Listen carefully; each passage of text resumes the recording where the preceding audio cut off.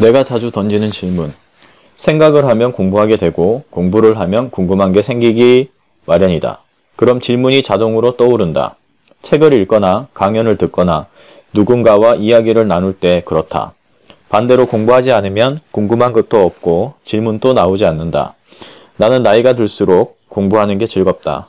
이 책을 쓰게 된 것도 질문에 대해 궁금한 게 많았기 때문이다. 도대체 어떤 질문을 던져야 효과적인지, 남들은 어떤 질문을 던지는지 알고 싶었다. 동시에 내가 어떤 질문을 자주 던지는지 생각을 정리해봤다. 다음은 내가 자주 던지는 질문들이다. 첫 번째는 뭐라고? 그게 무슨 말이야?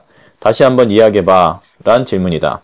특히 가족들과 이야기할 때 그렇다. 딸만 둘인 터라 나는 늘 여자들과 이야기할 수밖에 없는 환경이다. 여자들은 자기들끼리 이야기를 많이 한다. 당연히 내가 모르는 사실을 많이 공유한다. 관심 분야도 다르다. 화장품, 드라마, 연예인 관련해서도 정보가 많다. 눈치도 빨라 자기들끼리는 눈빛만으로도 꽤 많은 의사소통을 한다. 반면 난 태생적으로 말귀를 잘 알아듣지 못한다. 집중력도 떨어져서 같이 대화를 하다 보면 이해하지 못할 때가 꽤 많다. 그렇다고 모른 채 넘어가는 건 싫어 꼭 다시 물어본다. 그게 무슨 말이야? 뭐라고? 다시 한번 이야기해봐. 그럼 아내는 그렇게 말귀를 못 알아들으면서 어떻게 코칭이나 컨설팅을 하느냐고 놀리면서도 다시 설명을 해준다. 내가 생각해도 이상하다. 업무적으로 이야기할 때는 그렇게까지 말귀를 못 알아듣지 않는데 이상하게 가족들과의 대화에서는 이해력이 떨어지는 것 같다.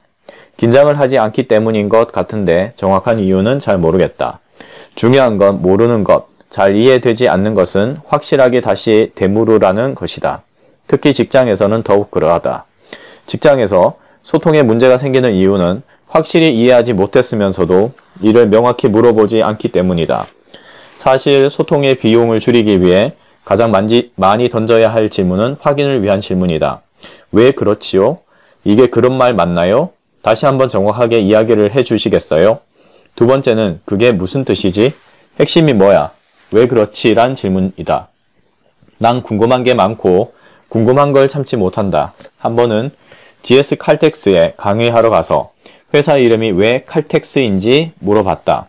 그래서 칼텍스가 미국 캘리포니아의 석유 회사였던 캘리포니아 스탠더드 오일과 텍사스 석유 회사였던 더 텍사스가 합쳐진 이름으로 중동에 진출하면서 위험 부담을 줄이기 위해 두 회사가 공동 투자에 설립한 회사란 사실을 알게 되었다.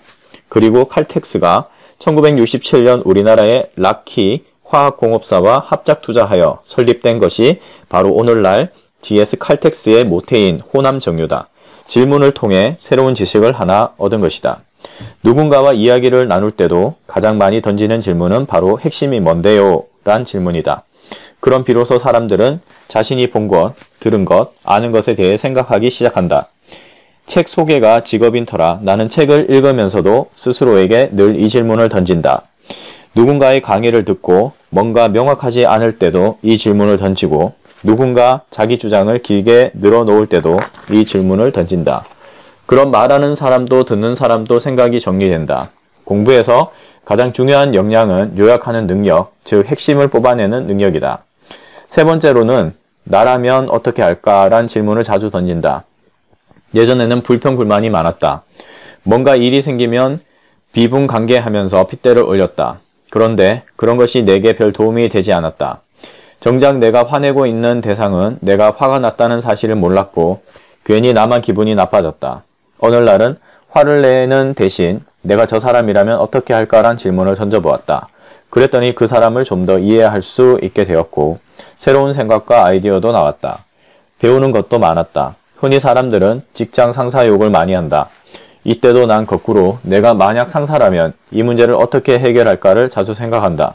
뭔가 일이 생길 때 비난 대신 나라면 이 문제를 어떻게 해결할까를 질문해보라. 그러면 상대방에 대해서도 이해할 수 있게 되고 배우는 게 많아진다. 네 번째는 얻는 것과 잃는 건 뭘까란 질문이다.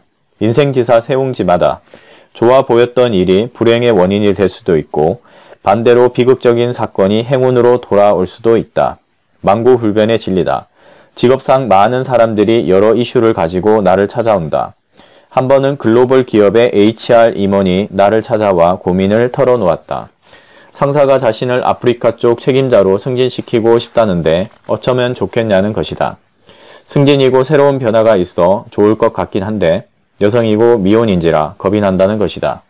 난 그에게 그 일로 무엇을 얻을 수 있고 무엇을 잃을 것 같은지 물어보았다. 특히 이 질문은 뭔가 결정을 해야 할 때 효과적으로 사용할 수 있다. 얻는 것이 뭔지 잃는 것이 뭔지 대차대조표를 만들어 보면 명확해진다. 반대 입장의 질문도 자주 던진다. 초고속 승진을 한 사람이나 갑자기 큰 돈을 번 사람에게는 이 일로 잃게 되는 것은 없을까요? 란 질문을 던지고 승진에 누락됐거나 힘든 일이 생긴 사람에게는 이 사건으로 얻는 건 없을까요? 란 질문을 던진다. 반대 질문을 던지다 보면 의외의 통찰력이 생긴다. 다섯 번째는 정말 중요한 게 뭘까? 이 일을 왜 해야 할까? 란 질문이다. 다시 말해 목적과 의미를 묻는 질문이다. 특히 사업을 하는 사람, 뭔가 변화를 주려는 사람에게 이 질문을 자주 던진다. 의외로 제대로 답변하지 못하는 사람이 많다. 한 번은 흡수합병을 통해 사업을 꽤 확장한 사람에게 이 질문을 던졌다. 그랬더니 글쎄요. 원석은 좋은데 경영을 잘 못해 부실해진 회사를 인수해 가치를 올리는 일 자체를 좋아합니다. 또 하나는 회사가 크면 폼이 나잖아요. 폼 잡고 싶은 생각도 큰 것 같아요. 란 대답이 돌아왔다. 솔직한 답변이긴 하지만 뭔가 좀 부족하다는 생각이 들었다. 이 질문은 살아가는 데 있어 가장 중요한 질문이다. 내가 왜 이 일을 하는지, 내 인생의 참된 가치는 어디 있는지를 생각하고 거기에 맞춰 일을 하는 것만큼 중요한 것이 있을까? 질문하는 습관을 길러야 평생 뭔가를 배우면서 살 수 있다. 여러분은 주로 어떤 질문을 하는가? 여러분이 자주 하는 질문이 궁금하다.